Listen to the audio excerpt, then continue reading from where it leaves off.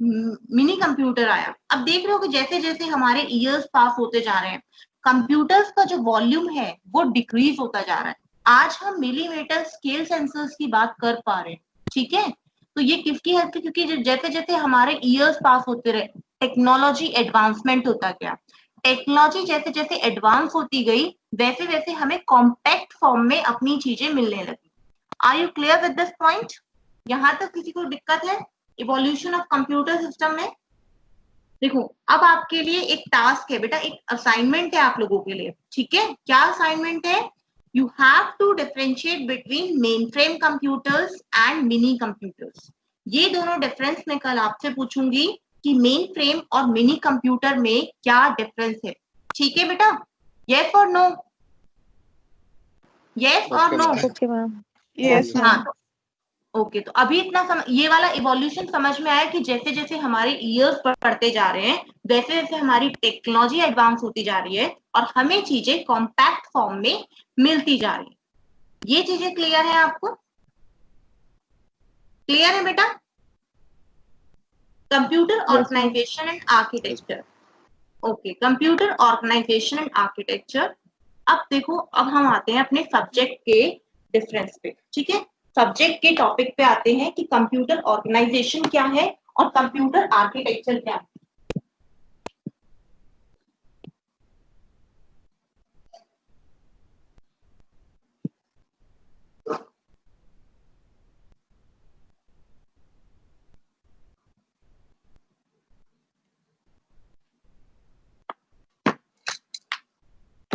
Hello hello, am I audible to everyone?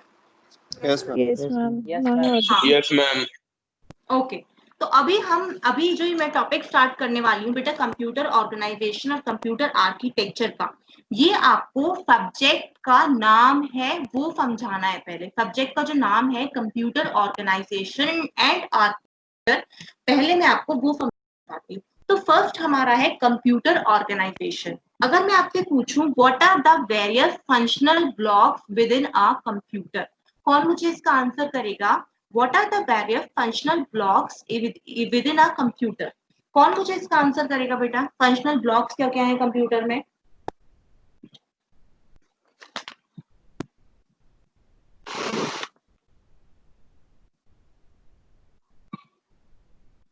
कौन कौन मुझे इसका बताएगा?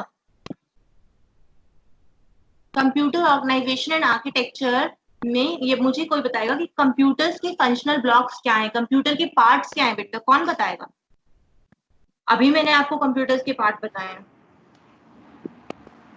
मैम इनपुट आउटपुट डिवाइसेस हैं, CPU, input output motherboard. CPU है, एएलयू है ना?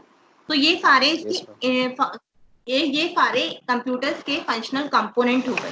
तो अब मैं आपको समझा रही हूँ कि कंप्यूटर ऑर्गेनाइजेशन क्या होता है बेटा। Computer organisation is concern with the way how the various hardware components are connected together. अब वेरियस हार्डवेयर कंपोनेंट्स कौन कौन से हो गए? आपके वेरियस हार्डवेयर कंपोनेंट्स आपके पेरिफेरल डिवाइसेस हो सकते हैं, आपकी मेमोरी हो सकती है, आपका एएलयू हो सकता है, आपके इनपुट आउटपुट डिवाइसेस हो सकते हैं, आपका सेंट्रल प्रोसेसिंग यूनिट हो सकता है। तो how these different components are connected together is in order to form the computer system is known as computer organization. समझ में आया इतना? Computer organization is basically concerned with the way how the various hardware components operate and the way they are connected together to form the computer system. यहां तक चीजें clear है? यहां ये कंप्यूटर ऑर्गेनाइजेशन की डेफिनेशन किस किस को क्लियर है? कंप्यूटर ऑर्गेनाइजेशन की डेफिनेशन किस किस को क्लियर है बेटा? Hello, yes ma'am, clear. एक बार मैं और बता रही हूँ। देखो, computer organisation is basically concern with the way how the different components. अब डिफरेंट कंपोनेंट्स कौन कौन से हो गए? It can be your ALU, it can be your central processing unit, it can be your input output devices, it can be your memory. How the various components are connected together to form the computer system. right? A knowledge of computer organization can help one to understand the internal working of the computer. अब इसकी अगर मैं formal definition पे आऊं जो यहाँ पे लिखी हुई है, design of the components and functional blocks using which computer system are build. तो बेटा जितना भी डिजाइनिंग पार्ट है और वो सारे हार्डवेयर कंपोनेंट्स कैसे कनेक्टेड है आपस में, किस तरीके से आपस में कनेक्टेड है, सारे फंक्शनल ब्लॉक्स, उस चीज को हम क्या बोल रहे हैं यहाँ पर, कंप्यूटर ऑर्गेनाइजेशन। अभी मैंने आपको सब्जेक्ट का हाफ नेम डिस्कस करा है। हाफ नेम में क्या बताया मैंने आपको, कंप्यूटर ऑर्गेनाइजेशन। ये इतना सबको क्लियर है? Hello yes ma'am. Yes ma'am. बेटा Yes, किसी को कोई डाउट आए ना, आप अपना हैंड रेज कर सकते हो और मैं तुरंत आपकी क्वेरी ले लूंगी, ठीक है? तो अभी हम देखते हैं the various components of a computer are assumed to be in place. यानी कि जो जितने भी कंपोनेंट्स हैं, अब बेटा कौन कौन से कंपोनेंट्स अभी बताया, आपका ALU हो सकता है, सेंट्रल प्रोसेसिंग यूनिट हो सकती है, ठीक है, सेंट्रल प्रोसेसिंग यूनिट हो सकती है, इनपुट आउटपुट डिवाइसेस हो सकते हैं, आपकी मेमोरी हो सकती है। तो सारे के सारे कंपोनेंट्स कैसे प्लेस में अज्यूम है, and the task is to investigate the organisational structure to verify that the computer parts operate as intended. ठीक है, the various components of a computer are assumed to be in place, और उनके बीच में organisational structure क्या है, उस तरीके को हम क्या बोल रहे हैं बेटा, कंप्यूटर ऑर्गेनाइजेशन। अब मैं आपको इसका एक एग्जांपल बताऊंगी, ठीक है? अगर मैं आप बताओ सिविल इंजीनियर काम कर रहे हैं, ठीक है, कोई बिल्डिंग बना रहे हैं, तो उनके लिए फंक्शनल ब्लॉक क्या होंगे, सीमेंट, ब्रिक, आयरन रोड और अदर बिल्डिंग मटेरियल। तो ये सारे कंपोनेंट्स हुए। अब इनकी डिजाइनिंग हुई, तो ये सारी चीजें क्या हुई आपकी, कंप्यूटर ऑर्गेनाइजेशन। आपको थोड़ा और क्लियर होगा, मैं एक बार और बता रही हूँ आपको। Computer organisation is basically concern with the way how the different components are connected together in order to form a computer system. ठीक है, इतनी बात सबको समझ में आई? अब कंप्यूटर ऑर्गेनाइजेशन की डेफिनेशन क्लियर हो तो मैं आगे चलूं, यस और no? Yes ma'am. Yes, ma'am. बेटा मैं सबसे पूछ रही हूँ, अगर कंप्यूटर ऑर्गेनाइजेशन की डेफिनेशन क्लियर है तो मैं आर्किटेक्चर की तरफ प्रोसीड करूँ, ठीक है? Yes ma'am. अब हाउ टू, हाँ, अब आता है हमारा कंप्यूटर आर्किटेक्चर। बेटा कंप्यूटर आर्किटेक्चर है basically it deals with the structure and behaviour of the computer. Structure and behaviour of the computer. देखो कंप्यूटर ऑर्गेनाइजेशन में क्या आ रही थी आपकी, designing, components, how the various different components are connected together in order to form a computer system। अब computer architecture में क्या आता है, देखो कौन सा डेटा आप कब, कौन क्या आपका डेटा स्टोर करने का तरीका है, वो सब किस चीज में आएगा, कंप्यूटर आर्किटेक्चर में।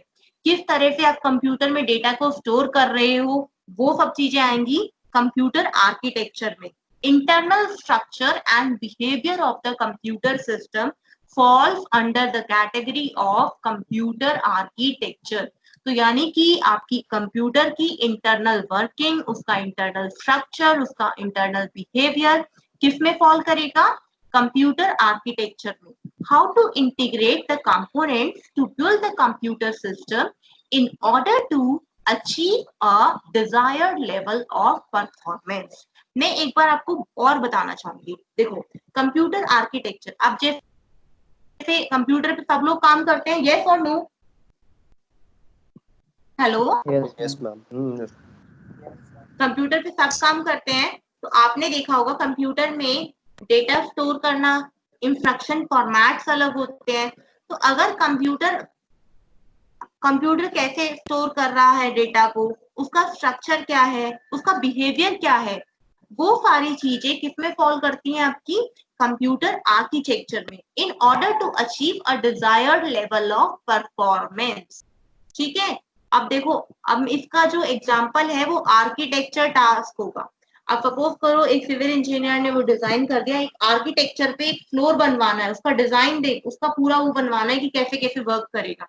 तो वो पूरा टास्क आपका कंप्यूटर आर्किटेक्चर का है। कंप्यूटर आर्किटेक्चर का टास्क क्या है बेटा कि what are the techniques to store data in the memory, how the input output operations are performed in the memory, what are the various specific instructions supported by the processors, instruction format।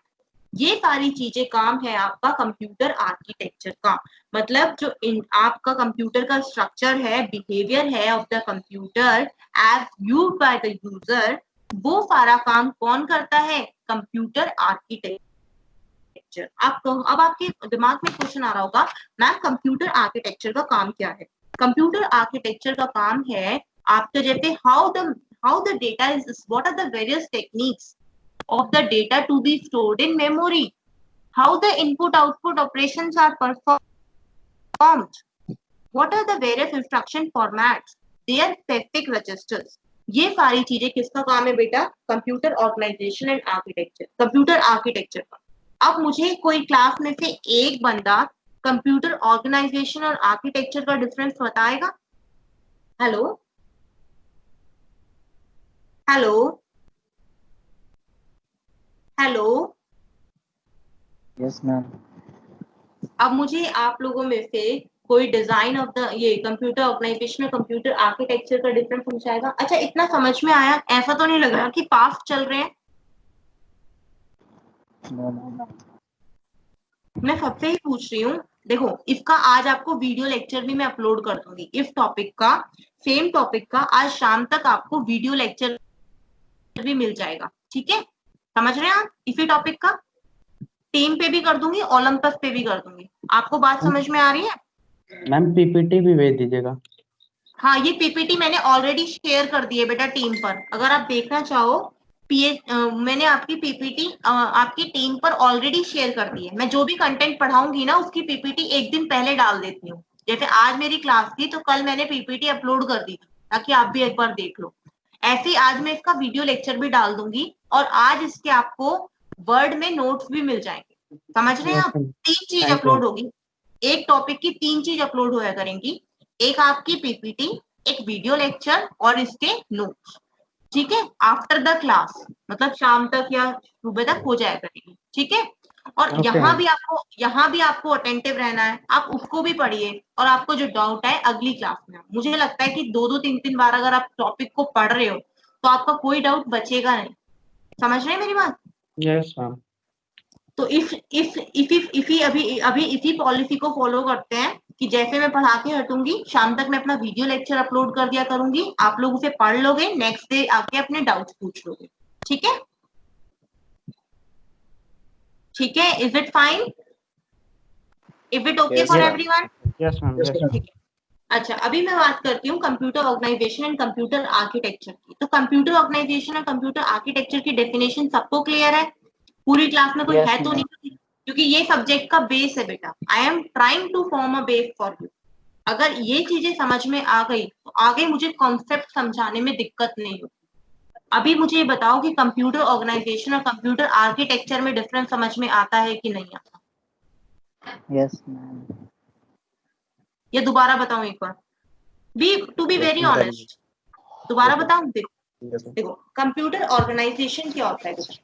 Design of the component and functional block using which computer system are built. एक बात बताओ, आपके computer के functional parts क्या होते हैं? It can be your memory, it can be your input output devices, it can be your output devices, it can be your central processing unit, it can be your arithmetic logical unit, it can be anything. So how the various different components in the how the various different components are connected together in order to form a computer system, that is the basic definition of computer organization and architecture, right? Yani ki how the computer organization is concerned with the way the hardware components operate and the way they are connected together to form the computer system. अब इतना computer organisation सबको clear हो जाना चाहिए मेरे हिसाब से। मैंने 2-3 यस और नो? मुझे सबकी आवाज आनी चाहिए। Yes ma'am. Yes, ma'am. Yes, ma'am. ठीक है, Yes, ma'am. Okay okay fine, Yes, ma'am. ठीक है। अब कंप्यूटर आर्किटेक्चर पे जाते हैं। कंप्यूटर आर्किटेक्चर में क्या है बेटा, आपकी जो, जैसे हम कहते हैं computer architecture basically deals with the structure and behaviour of the computer as viewed by the user. Structure and behavior of the computer as viewed by the user. अब as an assembly or machine language program. देखो इसमें क्या आता है बेटा, जैसे structure, सब लोग अपना माइक म्यूट करिए। Structure and behaviour of the computer, ठीक है। Structure and behaviour of the computer में आता है आपका कि what are the, how the data is stored in computer memory, what are the techniques to store data in the computer in the memory, how the input output operations are performed, what are the various instruction formats supported by the computer in order to achieve a desired level performance. अब क्या आता है computer architecture में, how to integrate the components in order to build the computer system to achieve a desired level of performance. देखो अगर हम चाहते हैं कि हमारे कंप्यूटर का प्रोसेसिंग टाइम फास्ट हो, तो हमें पता होना चाहिए कि टेक्निक्स क्या है डेटा स्टोर करने की मेमोरी में। तो ये सारी चीजें किसमें हुई बेटा, कंप्यूटर आर्किटेक्चर में। समझ में आया, यस और नो? Yes, ma'am. अभी मैं Yes, दूसरी ma'am. स्लाइड, Yes, अभी ma'am. हाँ बेटा आगे मैं और डिस्कस करूंगी इसके बारे में, समझ में आ जाएगा। मुझे नेक्स्ट स्लाइड पे प्रोसीड करने दो। Can I proceed to next slide? Yes, ma'am. Yes, ma'am. Yes, ma'am. Yes, ma'am. Yes, ma'am. Okay, अब देखो कंप्यूटर ऑर्गेनाइजेशन एंड आर्किटेक्चर क्या होता है। Computer organisation deals with the way hardware components operate and the way they are connected together to form the computer system. मुझे लगता है computer organisation सबको clear होगा, यस और नो? अभी वही चीज बताइए, ठीक है। Yes, कि ma'am. अब उसके बाद आता है computer architecture. Computer architecture basically deals with the structure and behavior of the computer as viewed by the user. बेटा इसमें आपकी इंफॉर्मेशन हो सकती है, फॉर्मेट्स हो सकते हैं, इंस्ट्रक्शन सेट हो सकते हैं, टेक्निक फॉर एड्रेसिंग मेमोरी हो सकती है। तो जितनी भी सारी टेक्निक्स आप लगाओगे इंस्ट्रक्शन को, इंफॉर्मेशन को स्टोर करने के लिए, इंस्ट्रक्शन सेट को रिप्रेजेंट करने के लिए, इंफॉर्मेशन को रिप्रेजेंट करने के लिए, how what are the various techniques to store data in the memory, how the input output operations are performed, तो ये सारी चीजें किसमें आती हैं आपकी कंप्यूटर आर्किटेक्चर में, ठीक है। ये चीज अब यहाँ पर मुझे लगता है इस स्लाइड ने आपके सारे डाउट क्लियर कर दिए होंगे, ठीक है। या अभी भी कोई डाउट बचा हुआ है? मैं अभी उस डाउट को ले लेती हूँ। कोई डाउट है आपका? कोई डाउट है? No, ma'am. No, computer, ma'am. हाँ मैम क्या आप एक बार सीए वापस एक्सप्लेन कर सकते हैं? मैम नेट चला गया था इसीलिए मैम वो मेरा पार्ट मिस हो गया। बेटा मैं एक बार और कर दे रही हूँ। देखो कंप्यूटर ऑर्गेनाइजेशन क्लियर है बेटा? ऑर्गेनाइजेशन क्लियर है? Yes ma'am. Architecture it deals with the structure and behaviour of the computer system.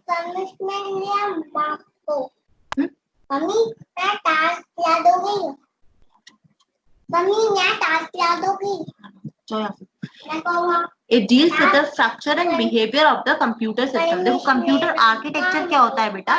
Computer architecture आपका, आप काम करिए। It deals with the structure and behavior of the computer system. ठीक है। देखो अब कंप्यूटर की इंटरनल वर्किंग के बारे में अगर हम बात करें कि आपका डेटा कैसे स्टोर्ड हुआ है, what are the various techniques for addressing memory, what are the various techniques to store data in the memory, how the various input output operations are performed, how the data is stored, what are the various instruction format in order to achieve a desired level of performance. तो ये हुआ बेटा architecture. मतलब जब structure और behaviour आते हैं computer system की, वहां पे हम कंप्यूटर और आर्किटेक्चर बोलते हैं। It includes information, it includes formats, it includes instruction sets, it includes technique for addressing memory. Clear है यहाँ पर? Yes ma'am. Yes, ma'am. अब बेटा आते हैं इवोल्यूशन ऑफ कंप्यूटर। हमारा जब पहला कंप्यूटर बना तो उसके पीछे मोटिवेशन क्या था बनने के लिए। पहले मैं आपको ये बताना चाहूंगी कि जब हमारा फर्स्ट कंप्यूटर बना हमारा फर्स्ट कंप्यूटर 1945 में आया था। तो जब हमारा फर्स्ट कंप्यूटर बना तो उसके पीछे क्या मोटिवेशन रहा कि साइंटिस्ट ने वो कंप्यूटर डेवलप कर दिया। ठीक है, तो उसके पीछे मैं आपको बताना चाहूंगी थोड़ा सा कि जब हमारे पास पहला कंप्यूटर नहीं था, मतलब जब हमारे पास इलेक्ट्रॉनिक कंप्यूटर नहीं था, हमारा फर्स्ट कंप्यूटर नहीं था, उससे पहले लोगों के पास मैकेनिकल कैलकुलेटर्स होते थे। क्या होते थे? Mechanical calculators. तो एक लोगों के मन में एक जिज्ञासा डेवलप हुई, that is we can develop from automatic machines. तो इस जिज्ञासा ने साइंटिस्ट को प्रोवोक किया और उन्होंने कंप्यूटर नाम का पहला इलेक्ट्रॉनिक डिवाइस बना दिया। Are you clear with this? पहले हमारे पास मैकेनिकल डिवाइसेस होते थे, लाइक पुलीज, गियर्स, ये सारी चीजें होती थी बेटा। पुली से खींच रहे हैं, ये कर रहे हैं, कुछ भी ऑटोमेटेड नहीं था। ठीक है, तो इस तरह के कॉन्सेप्ट को लेकर फिर साइंटिस्ट को मोटिवेट किया कि अगर हम कुछ इस तरह का कर दे तो हम एक कंप्यूटर नाम का डिवाइस बना सकते हैं। तो उन्होंने इस तरह के डेवलपमेंट को वो करा। समझ में आ गया कि क्या मोटिवेशन था, कंप्यूटर क्यों बना? Hello? Yes ma'am. Yes, ma'am. हाँ, ओके। जो पहला कंप्यूटर बना बेटा, वो कंप्यूटर था वैक्यूम ट्यूब डेवलप, और फर्स्ट कंप्यूटर का जो नाम आया हमारे, वो यहाँ पे आप देख रहे होगे, इनियाक। फर्स्ट कंप्यूटर जो बना दैट इज इनियाक। इनियाक की फुल फॉर्म है electronic numerical integrator and calculator.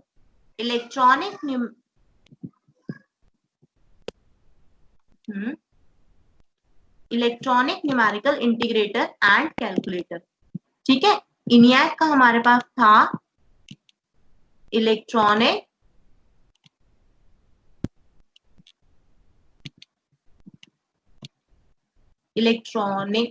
Numerical integrator and calculator. तो ये electronic numerical integrator and calculator आपका फर्स्ट कंप्यूटर बना, जिसको हमने बोला इनियाक। समझ में आ गया? हमारे वैक्यूम ट्यूब्स डेवलप हुए, यहाँ पे वैक्यूम ट्यूब्स डेवलप हुए, और वैक्यूम ट्यूब्स ने हमारे किस इन्वेंशन को डेवलप किया? तो हमारे फर्स्ट कंप्यूटर का क्या नाम आया बेटा? इनियाक। इनियाक की फुल फॉर्म है electronic numerical integrator and calculator. Are you clear with this? Yes, ma'am. Yes, ma'am. Okay, यहाँ पर अगर आप देख रहे हो, यहाँ पर जो आपको कंप्यूटर दिखाई दे रहा है बेटा, ये फर्स्ट इलेक्ट्रॉनिक कंप्यूटर है। इसका साइज बेटा ऑलमोस्ट, ये हमारा फर्स्ट इनियाक कंप्यूटर है। इसकी फुल फॉर्म है फर्स्ट कंप्यूटर इनियाक। इसकी फुल फॉर्म है electronic numerical integrator and calculator. और ये बेटा एक यूनिवर्सिटी में डेवलप हुआ था। That university name is university of Pennsylvania. University of Pennsylvania. Are you clear with this? ठीक है बेटा, ये हमारा फर्स्ट कंप्यूटर था। Yes, sir.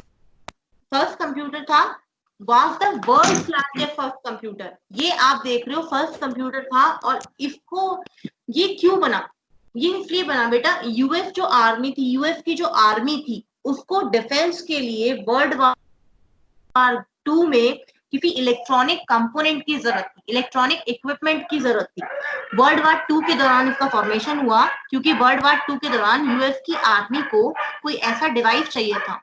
तो उन्होंने इस कंप्यूटर को इन्वेंट किया, और इस कंप्यूटर का नाम क्या रखा गया? Electronic numerical integrator and calculator. Electronic numerical integrator and calculator, इसका नाम समझ में आ गया सबको? और it is the world's largest first computer called ENIAC. It was developed at the University of Pennsylvania. It was developed at the University of Pennsylvania. Clear है यहाँ तक? क्लियर है बेटा यहाँ पे? Yes, ma'am. ठीक है।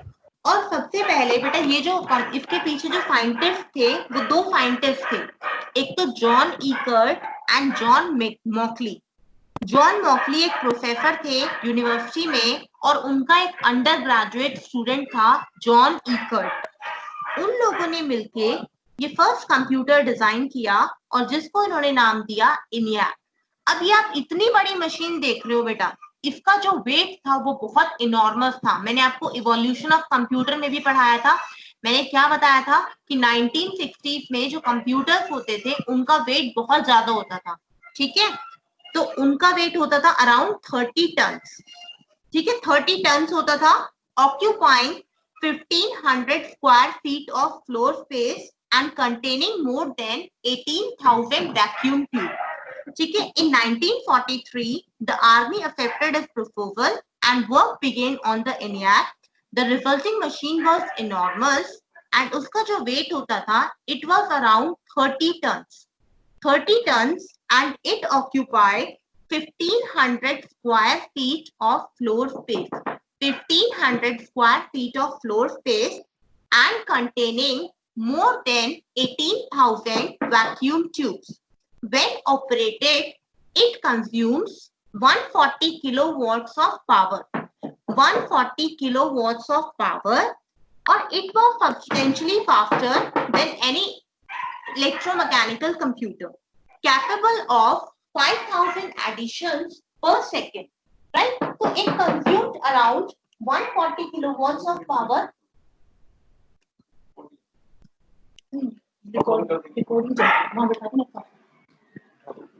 Capable of 5,000 additions per second. In 1943, computers using vacuum taps, the army accepted his proposal. The resulting machine was enormous, weighing 30 tons, occupying 1500 square feet of floor space. बेटा ये जो machine देख रहे हो ना, ये जो मशीन देख रहे हो, इसका जो वेट था वो अराउंड 30 टन था और इसने जो सारा का सारा स्पेस ऑक्यूपाई किया हुआ था वो किया हुआ था 1500 square feet of floor space, 1500 square feet of floor space, ठीक है। और ये जो बेटा ये जो कंप्यूटर बना था, हमारा फर्स्ट कंप्यूटर जो बना था, उसके अंदर जो टेक्नोलॉजी यूज हुई थी वो टेक्नोलॉजी यूज हुई थी हमारी वैक्यूम ट्यूब। कौन सी टेक्नोलॉजी यूज हुई थी हमारी? Vacuum tube. बेटा यहां तक क्लियर है सबको? यस और no? Yes, ma'am. Yes, ma'am. Yes, ma'am. अच्छा, इस कंप्यूटर, ये देखो ये वर्ल्ड का लार्जेस्ट, अब मैं एक बार और इसके कैरेक्टरिस्टिक्स बता रही हूँ। ये क्यों डेवलप हुआ था? ये आया था ये 1945 में आया था। यूएस में आर्मी को वर्ल्ड वार 2 के दौरान ऐसे इलेक्ट्रॉनिक डिवाइस की जरूरत थी, तो ये डिवाइस बना, ठीक है। ये किसने बनाया था? यूनिवर्सिटी ऑफ पेनिसिल्वेनिया ने बनाया था। उनके प्रोफेसर जॉन मॉकली और उनके एक under graduate student John Eckert ने मिलके इस इलेक्ट्रॉनिक डिवाइस को बनाया था, ठीक है। ये पूरा उन्हीं का दिया हुआ कॉन्सेप्ट था। और इस कंप्यूटर का जो वेट था वो बहुत ज्यादा था। आप देख सकते हो ये बहुत बल्की है। और इस कंप्यूटर का जो वेट था it is around approximately 30 tons. It is around approximately 30 tons and it Pennsylvania. University of Pennsylvania, ठीक है। I will be providing the notes for you, no problem, ठीक है। बस अभी आप इस चीज को समझते जाओ कि क्या है, ठीक है। It weighs around 30 tons और इसका जो बेटा आप देख रहे हो ना, ये इतने में आ रहा है, ये 1500 स्क्वायर फीट स्पेस में अकेला कंप्यूटर समाया है। मतलब 1500 स्क्वायर फीट बहुत बड़ी जगह है, वहां ये कंप्यूटर्स आया था। हाँ, पेनिसिल्वेनिया बेटा, ठीक है। और इसका ये जो बेटा पावर कंज्यूम करता था ना, ये 140 किलोवाट पावर को कंज्यूम करता था। 140 किलोवाट पावर को ये कंज्यूम करता था। और ये जो आप देख रहे हो ना, ये सारी जो जितनी भी लगी हुई है, ये सारी टेक्नोलॉजी वैक्यूम ट्यूब्स है बेटा, सारी वैक्यूम ट्यूब्स है। और इसके अंदर इस कंप्यूटर की फॉर्मेशन में अराउंड 18,000 वैक्यूम ट्यूब्स लगी थी। अराउंड 18,000 वैक्यूम ट्यूब्स लगी। यहाँ तक चीजें क्लियर हैं? यस और no? Yes, ma'am. Yes, ma'am. अब हम आगे प्रोसीड कर सकते हैं। देखो, अब हमारे पास आया वॉन न्यूमैन मशीन। तो अब मैं आपको बताऊं कि जब हम इनियाक हमने फॉर्म कर लिया, जब इनियाक हमारे पास आ चुका, इनियाक समझ रहे हो क्या है? First computer. हाँ, अब हमारे पास इनियाक आ गया, तो उसके अंदर बेटा सबसे डिफिकल्ट टास्क क्या रहा? The task of entering and altering program for the ENIAC was extremely tedious. वो बहुत मुश्किल था कि हमारे पास उसके अंदर डेटा को एंटर करना और उसमें जाके प्रोग्राम्स को ऑल्टर्ड करना, वो इनियाक में बहुत बड़ा काम हुआ करता था। तो एक हमारे साइंटिस्ट हुए जिनका नाम क्या था? Von Neumann. वो हमारे साइंटिस्ट थे, क्या था नाम था उनका? Von Neumann. आप देख भी रहे होगे स्क्रीन पे, आपको मेरा पॉइंटर दिखता है? Yes, sir. हाँ, तो हमारे एक साइंटिस्ट थे वॉन न्यूमैन। उस वॉन न्यूमैन साइंटिस्ट ने क्या करा, एक कॉन्सेप्ट दिया।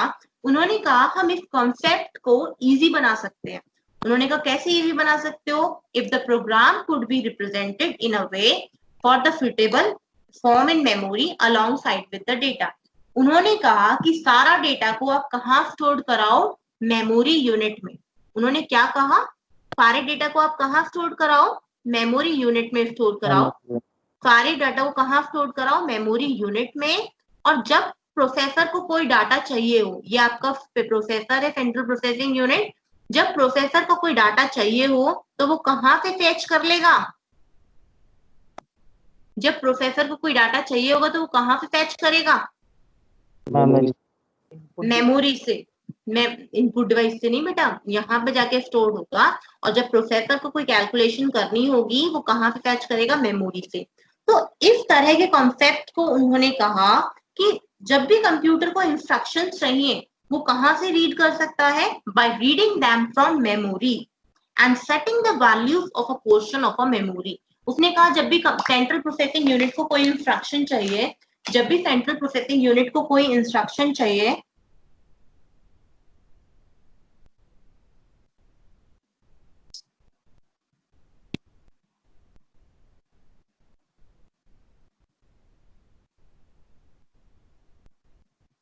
जब भी कोई सेंट्रल प्रोसेसिंग यूनिट को इंस्ट्रक्शन चाहिए, वो कहाँ से रेड आउट करेगा? वो रेड आउट करेगा आपका मेमोरी यूनिट के अंदर से। यहां तक चीजें क्लियर है बेटा? हेलो बेटा, हेलो। Yes ma'am. हाँ, Yes, ma'am. अब ये देखो, ये वॉन न्यूमैन मशीन क्यों डेवलप हुई? क्योंकि इनियाक के अंदर काम करना बहुत मुश्किल था। इनियाक में टास्क एंटर करना, उसको प्रोग्राम को ऑल्टरेशन करना। तो इस तरह के कॉन्सेप्ट को उन्होंने वॉन न्यूमैन लेके आए। वॉन न्यूमैन ने कहा कि हम सारे इंस्ट्रक्शंस कहाँ रखेंगे?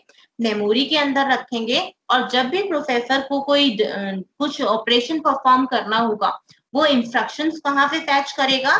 मेमोरी के अंदर से करेगा। और मेमोरी के अंदर उसे ऑल्टर्ड भी कर सकता है। क्या कर सकता है मेमोरी के अंदर? अल्टर्ड। हाँ, तो इनियाक में बहुत डिफिकल्ट आ रहा था तो उन्होंने सेपरेट कर दिया। तो इस तरह के जो आइडिया को बोला गया बेटा स्टोर्ड प्रोग्राम कॉन्सेप्ट। इस तरह के जो आइडिया को बोला गया that is stored program concept. Stored program concept. Stored program concept. और इस आर्किटेक्चर को हमने बोला वॉन न्यूमैन आर्किटेक्चर। ठीक है, इसका बेटा एक और नाम होता है वॉन न्यूमैन आर्किटेक्चर का, जो मैं अभी लिख रही हूँ ना। ठीक है, मैं जो भी लिख रही हूँ ना आपके सामने, IAS कंप्यूटर। इसका एक और नाम होता है जिसे हम बोलते हैं IAS आर्किटेक्चर। समझ में आ गया? Hello, Yes, Yes, ma'am. ma'am. देखो Yes, ma'am. Von, Yes, ma'am. हाँ, वॉन न्यूमैन मशीन का एक और नाम था, उसे हम क्या बोलते हैं? IAS architecture. दिख गया है आपको? और बेटा ये जो IAS आर्किटेक्चर बना था, ये बना था आपका प्रिंसटन यूनिवर्सिटी में, प्रिंसटन इंस्टीट्यूट में। कहाँ बना था? प्रिंसटन इंस्टीट्यूट में।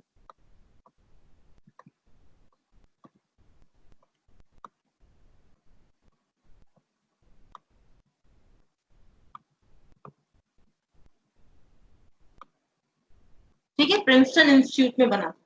कोई दिक्कत यहाँ तक? कोई दिक्कत? No ma'am. No ma'am.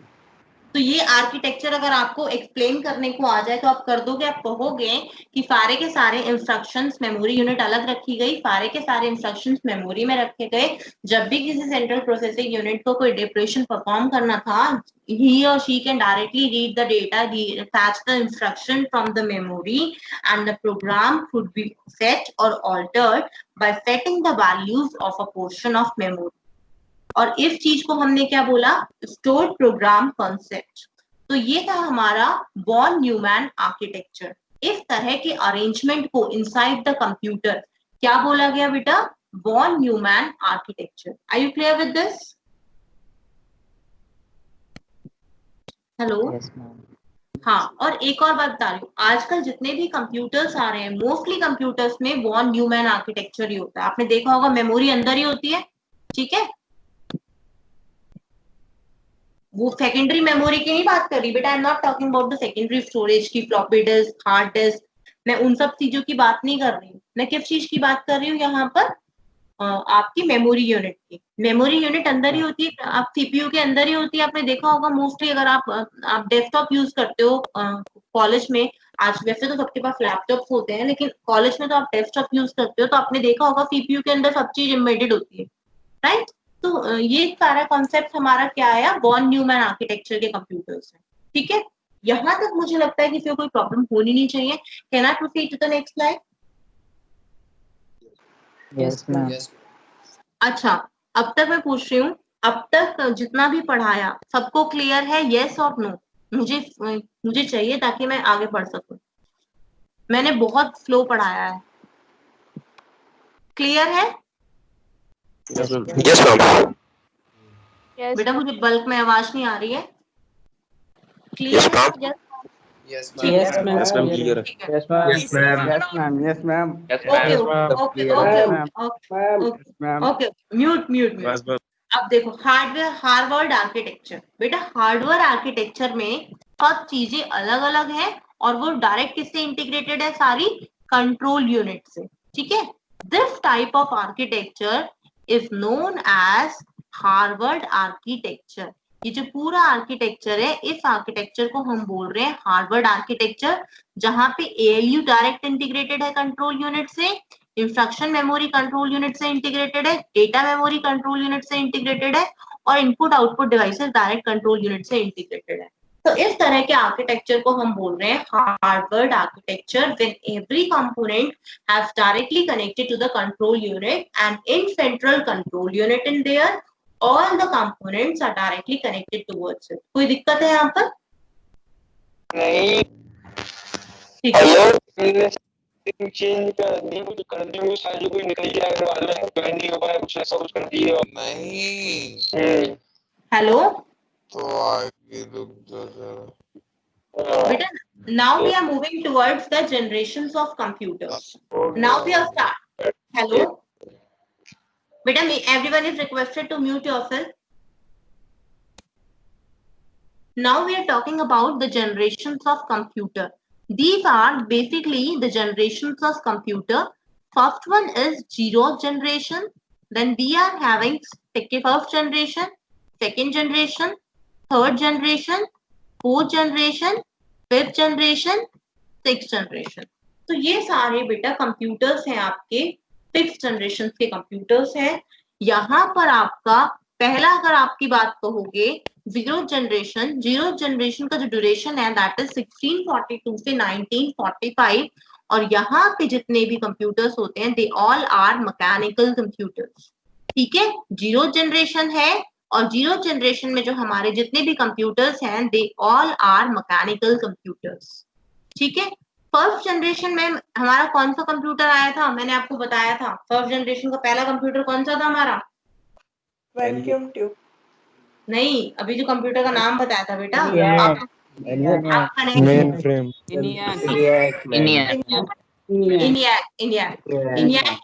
इनियाक किससे बना था? इनियाक के पीछे जो टेक्नोलॉजी थी वो थी वैक्यूम ट्यूब्स। तो फर्स्ट जनरेशन हमारी वैक्यूम ट्यूब्स की थी। सेकेंड जनरेशन में हमारे पास ट्रांजिस्टर्स आए, थर्ड जनरेशन में हमारे पास इंटीग्रेटेड सर्किट आए, और फोर्थ जनरेशन में हमारे वेरी लार्ज स्केल इंटीग्रेशन आए। वन बाय वन जनरेशन हम इनकी कैरेक्टरिस्टिक्स को डिस्कस करते हैं।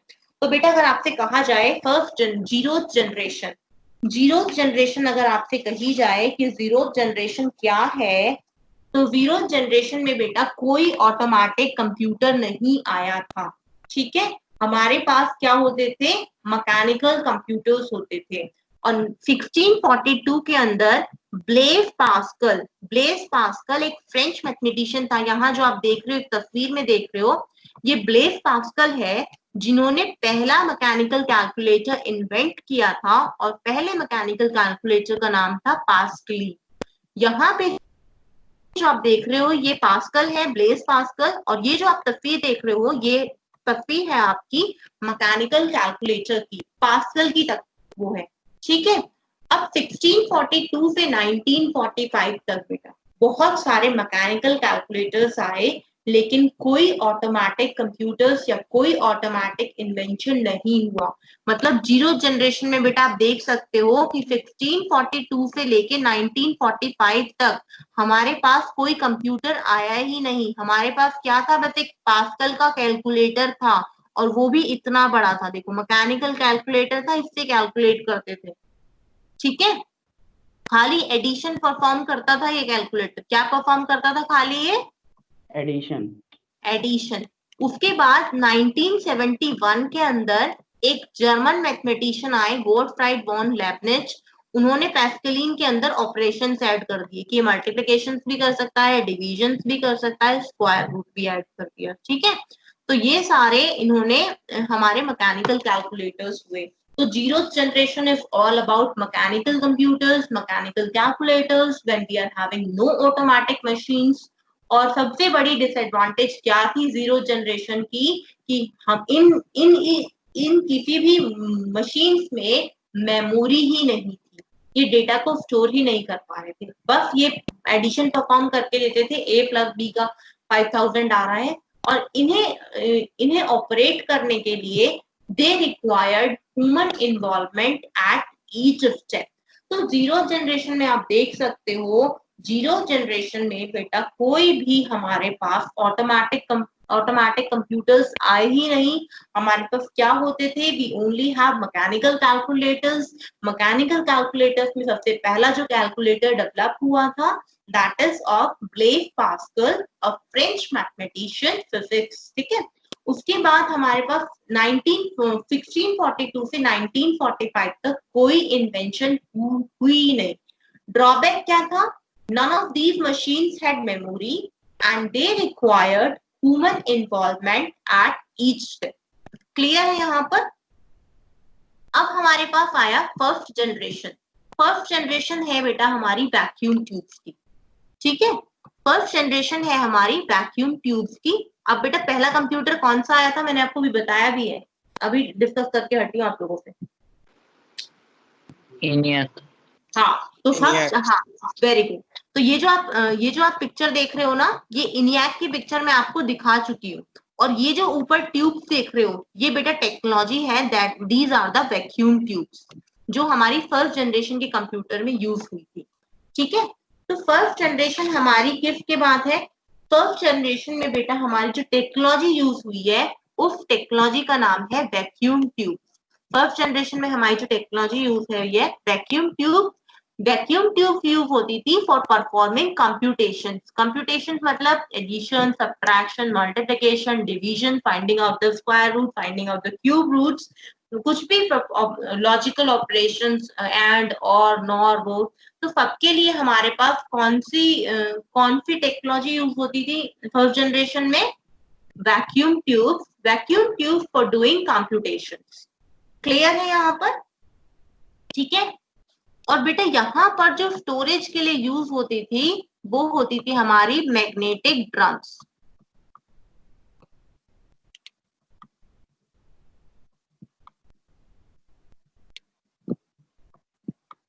मैग्नेटिक ड्रम्स जो यूज होते थे वो यूज होते थे, मैग्नेटिक ड्रम्स जो यूज होते थे बेटा वो यूज होते थे स्टोरेज पर्पस के लिए।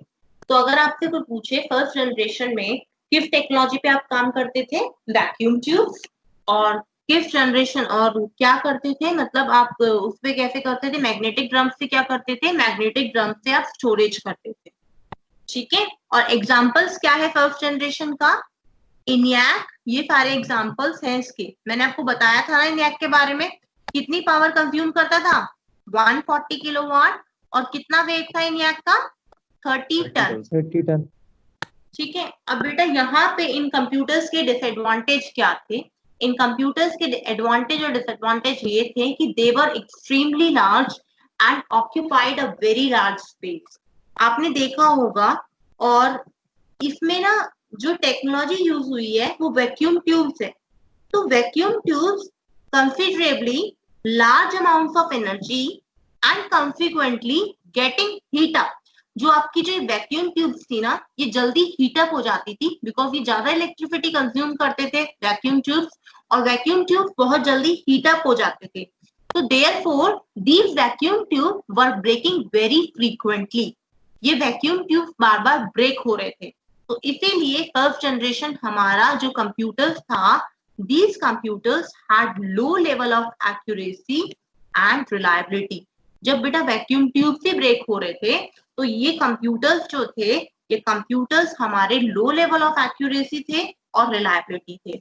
और इनकी जो ऑपरेटिंग स्पीड थी, their operating speed was measured in milliseconds. यहां तक किसी को कोई डाउट है?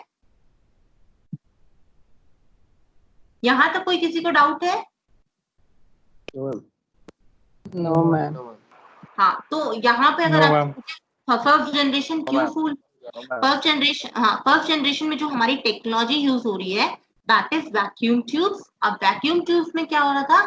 दे are consuming lot of energy.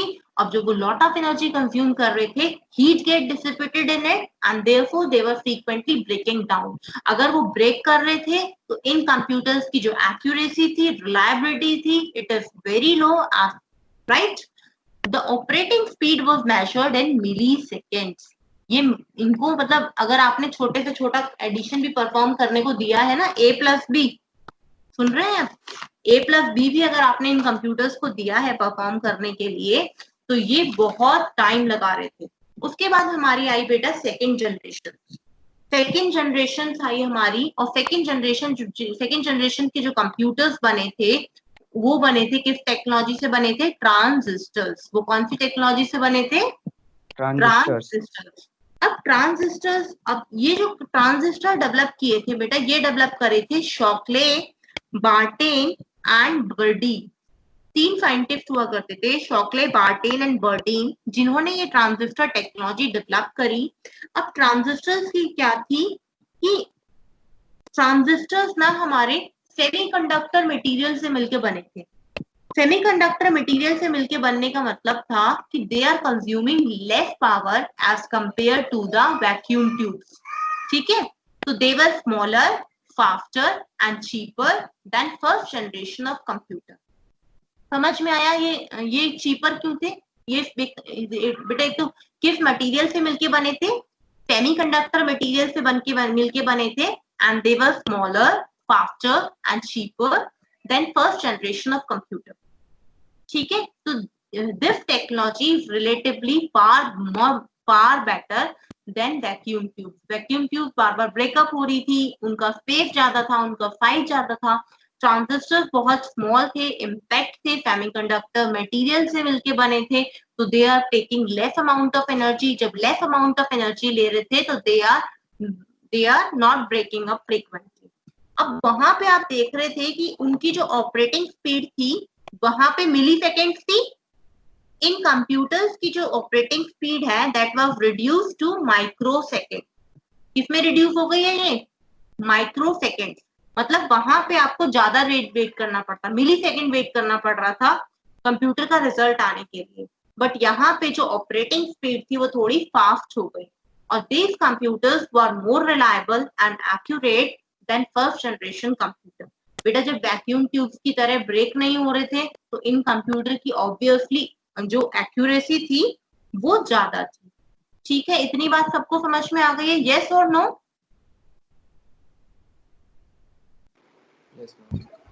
Yes, ma'am. Yes. अच्छा, हाँ, जो फर्स्ट जनरेशन के जो बेटा कंप्यूटर्स थे, फर्स्ट जनरेशन के जो कंप्यूटर्स थे, यहाँ पे जो लैंग्वेज यूज होती थी दैट इज मशीन लैंग्वेज। कौन सी यूज होती थी? Machine language. बट यहाँ पर जब सेकेंड जनरेशन आई तो ये हाई लेवल लैंग्वेज को भी अंडरस्टूड कर लेता है, दैट इज कोबोल। ठीक है। अब वहां पे आपने देखा होगा फर्स्ट जनरेशन में जो हम स्टोरेज के लिए यूज कर रहे थे वो मैग्नेटिक ड्रम्स था, और यहाँ पे जो हम स्टोरेज के लिए यूज कर रहे हैं दैट इज मैग्नेटिक टेप्स। ठीक है, मैग्नेटिक टेप्स हैं। और IBM 1620, IBM 1401 and CDC 3600, these are the examples and models of second generations of computers। ये जो आप देख रहे हो पिक्चर, यहाँ पे सारी जो पिक्चर नजर आ रही है ये ट्रांजिस्टर्स कंप्यूटर्स की हेल्प से बनी हुई है, and these bits are of second generation of computers। These computers were much more reliable and accurate than first generations of computer। They consumed less electrical power. Why they are consuming less electrical power? Because transistors are made of semiconductors material। यहाँ तक चीजें समझ में आई हैं मुझे? अगर समझ में आई है तो मैं कंटिन्यू करूं, नहीं तो थोड़ा फोर्स लूं। यहाँ तक सबको समझ में आ रहा है? बेटा कहीं भी आपको कोई भी डिसकंटिन्यूटी लगे, कोई भी डिसकंटिन्यूटी लगे कि हमें नहीं समझ में आ रहा, आप अपना हैंड रेज कर दो, मैं आपका क्वेरी आंसर करूँ। तो अब तक हमने कितनी जनरेशन पढ़ ली? हमने 0 जनरेशन पढ़ ली, फर्स्ट जनरेशन पढ़ ली, सेकेंड जनरेशन पढ़ ली। Now we are moving towards our second generation, third generation. बेटा थर्ड जनरेशन में जो हमारी टेक्नोलॉजी यूज हुई उसे ट्रांजिस्टर को रिप्लेस करा इंटीग्रेटेड सर्किट ने, that is IP chip. IP chip के बारे में आप सुना भी होगा। तो हमारी जो थर्ड जनरेशन आई वो हमारी क्या थी? वो हमारी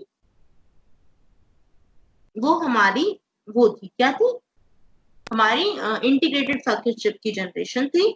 और ये कंप्यूटर्स जो थे बहुत कॉम्पैक्ट थे, मोर एनर्जी एफिशिएंट थे और मोर रिलायबल थे सेकेंड जनरेशन ऑफ कंप्यूटर्स के, क्योंकि आईपी चिप थोड़ी छोटी हो जाती है, ठीक है, इंटीग्रेटेड सर्किट चिप थोड़ी छोटी हो जाती है, and they were very small and compact, very much efficient and reliable.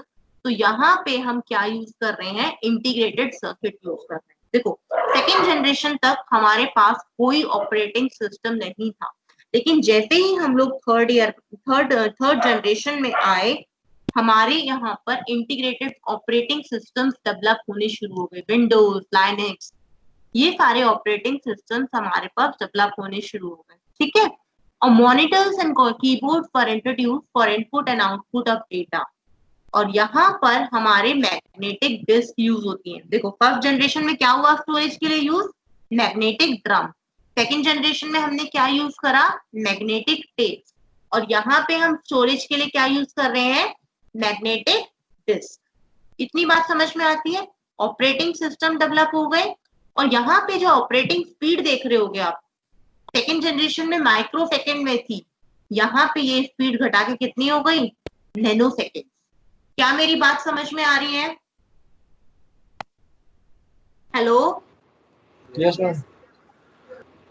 हाँ, Yes, ma'am. देखो Yes, ma'am. और सेकेंड जनरेशन में बेटा एक लैंग्वेज लर्न कर रहा था। कौन सी लैंग्वेज लर्न कर रहा था सेकेंड जनरेशन में? कोबोल। कोबोल। और यहाँ पर जो they could understand large number of high level languages, they could understand high number of large number of, देखो कोबोल और फोर्ट्रन, ये फोर्ट्रन को भी अंडरस्टैंड कर रहा था। फोर्ट्रन एक लैंग्वेज होती है, मैं उसका नाम आपको लिख के बता रही हूँ अभी। यहाँ पे जो अंडरस्टैंड करने लगा था वो फोर्ट्रन को भी करने लगा था। ये फोर्ट्रन को भी अंडरस्टैंड करने लगा था। 2 हाई लेवल लैंग्वेज हो गई यहाँ पर, एक तो कोबोल और एक फोर्ट्रन। और इसके एग्जांपल्स हैं IBM 360 एंड IBM 350। यहाँ पे क्लियर है बेटा सब कुछ? अब हमारी फोर्थ जनरेशन कंप्यूटर आए। मेरा फोर्थ जनरेशन कंप्यूटर में जो हमारा यूज हुआ वहां पर थोड़ी लार्ज चिप यूज होने लगी, large scale integration and very large scale integration technology. Large scale integration and very large scale integration technologies और its sizes were reduced to desktop and laptop computer. अब देख रहे हैं आप ये फोर्थ जनरेशन का कंप्यूटर, ठीक है। इस तरह के कंप्यूटर आपने जो पुराने कंप्यूटर्स होंगे देखे होंगे, थोड़े छोटे छोटे से, जब टर्टल वर्टल करते होगे आप फोर्थ फिफ्थ में, देखे? Hello, yes ma'am. Yes ma'am. हाँ यस मैम, घर पे ही है। हाँ, तो इस तरह के कंप्यूटर्स हमारे क्या है, 4th जनरेशन के कंप्यूटर्स हैं। अब इनके अंदर क्या कैपेसिटी थी, large memory and high functional speed, they are very much highly reliable and accurate, और इनकी जो ऑपरेटिंग स्पीड है वो बहुत फास्ट है, बियॉन्ड पिको सेकंड, तुरंत रिस्पॉन्ड करते हैं, मिलियंस ऑफ इंस्ट्रक्शंस पर सेकंड।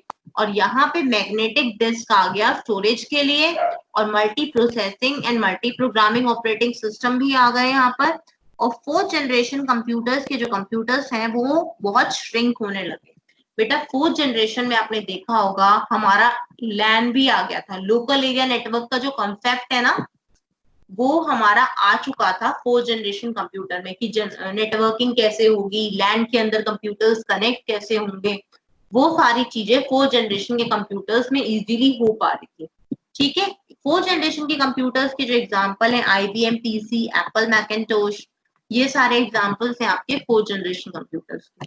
और ये जो पिक्चर देख रहे हो, ये हमारा 4th जनरेशन का कंप्यूटर है। इसमें large scale integration technology use हुई है और वेरी लार्ज स्केल। यहाँ पे जो LSI देख रहे हो ना, यहाँ पे LSI का मतलब है लार्ज स्केल इंटीग्रेशन, और VLSI देख रहे हो तो वेरी लार्ज स्केल इंटीग्रेशन, मतलब सर्किट बड़ी बड़ी चिप। ठीक है, कोई दिक्कत यहाँ तक 4th जनरेशन ऑफ कंप्यूटर्स में? बेटा अब हमारे पास आए 5th जनरेशन ऑफ कंप्यूटर्स। बेटा 5th जनरेशन ऑफ कंप्यूटर्स में जो टेक्नोलॉजी यूज हुई, that is ultra large scale integration technology. Ultra large scale integration technology. The goal of 5th generation computers is to develop machines that will be able to think and take decisions. The goal of 5th generation computers is to develop machines that will be able to think and take decisions. बेटा जो 5th generation है वो आजकल के computers हैं। देखो आजकल के कंप्यूटर्स मतलब अब हम चाहते हैं कि कंप्यूटर एक ह्यूमन की तरह बिहेव करने लगे, रोबोट आने लगे हैं ना हर काम के लिए मार्केट में। आपने देखा भी होगा रोबोट आने लगे हैं, आर्टिफिशियल इंटेलिजेंस, मशीन लर्निंग इतने अच्छे से प्रोवोक हो रही है, तो वहां पर आप देख रहे होगे ये सारे कंप्यूटर्स कौन से जनरेशन से कंप्यूटर है, 5th जनरेशन के कंप्यूटर है। जहां पे मैं बात कर रही हूँ कि हम कंप्यूटर को ऐसा बना रहे हैं कि वो कंप्यूटर किसकी तरह डिसीजन लेने लगे, किसकी तरह डिसीजन लेने लगे, हेलो, ह्यूमंस की तरह। हाँ, तो जहां पर अगर हम बात कर रहे हैं आर्टिफिशियल इंटेलिजेंस की, मशीन लर्निंग की, नेचुरल लैंग्वेज प्रोसेसिंग की, जहां पर हम चाह रहे हैं कि एक कंप्यूटर्स को ह्यूमन जितना कैपेबल बना लें, एक कंप्यूटर्स के जितना कैपेबल बना लें, वो सारी चीजें हम क्या हो रहे हैं, हमारा क्या हो रहा है बेटा, वो सारी चीजें हो रही हैं हमारी 5th जनरेशन ऑफ कंप्यूटर्स के लिए। ठीक है, और यहाँ पर जो मेमोरी डिवाइस यूज होते थे वो होते थे बायोचिप्स एंड एल्यूमिनियम ग्लाइड। और बेटा ये जो जनरेशन है ये अभी आगे आने वाले 20 साल तक यही जनरेशन कंटिन्यू रहने वाली है। यानी कि अब हम कौन सी जनरेशन में है, हम बेटा एक तो 5th जनरेशन में है, और 5th जनरेशन में हम कंप्यूटर्स की जो प्रोसेसिंग स्पीड है वो बहुत बढ़ गई है। हम कंप्यूटर्स को ह्यूमन लैंग्वेज की तरफ हम चाहते हैं कि कंप्यूटर्स ह्यूमंस की तरह बिहेव करें। ये जो ट्रेंड चल रहा है ये आजकल की जनरेशन है, that is 5th generation of computers. आगे आने वाले 10 to 20 इयर्स भी हम लोग 5th जनरेशन में रहने वाले हैं, और 6th जनरेशन भी हमारा प्रोवोक होगा। ठीक है, यहाँ पर ये कोई दिक्कत नहीं आएगी। यहाँ पर मुझे लग रहा है 5th जनरेशन सबको क्लियर हो गई होगी, सबसे डिफरेंस है ये। ठीक है, एडवांस जनरेशन है, सबको क्लियर हो गया ये। Is this thing clear to everyone? Yes, ma'am. Okay, अब मैं दिखाना चाहती हूँ ये जो पिक देख रहे हो आप, ये कौन से कंप्यूटर्स की है, कौन से कंप्यूटर की पिक है, अभी डिस्कस कर लिया मैंने तुम्हारे साथ ये। मैम फर्स्ट जनरेशन ये है बेटा सेकंड जनरेशन के कंप्यूटर्स है। यहाँ पर कौन सी टेक्नोलॉजी आ गई थी, वैक्यूम ट्यूब को रिप्लेस करके,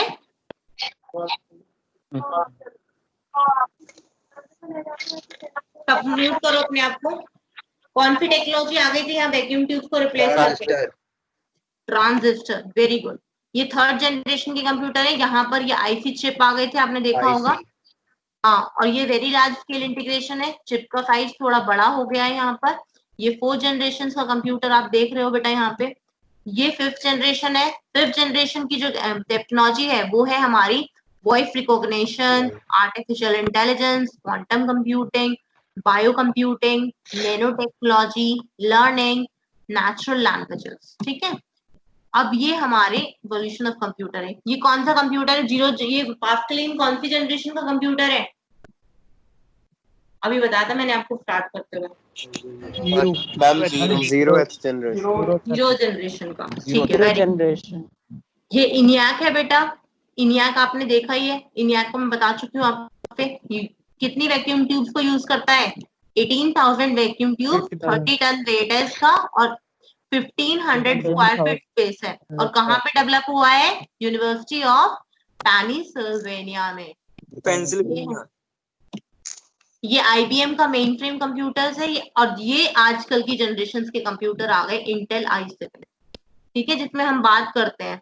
ठीक है, i7 आजकल चल रहा है। ठीक है बेटा, क्लियर है यहाँ तक? Yes ma'am. बेटा ये मैंने कंपैरिजन दिया है, जो मैंने अब तक पढ़ाया है ना आपको 4th 5th जनरेशन में, ये सारा कंपैरिजन मैंने आपको यहाँ पे दिया हुआ है। ठीक है, पढ़ लेंगे इसे, आप गो थ्रू कर लेंगे। जो मैंने अब तक पढ़ाया है ये एक कॉम्पैक्ट फॉर्म में मैंने आपके पास दे दिया है कि ये 5th जनरेशन का कंपैरिजन ऑफ कंप्यूटर है। ठीक है बेटा, यहाँ से मैं नेक्स्ट लेक्चर में कंटिन्यू करूंगी और मैं अभी आपकी अटेंडेंस ले रही हूँ। 1 बाय 1 करके अपनी शक्ल दिखाते रहेंगे और अटेंडेंस मार्क करते रहेंगे। ठीक है।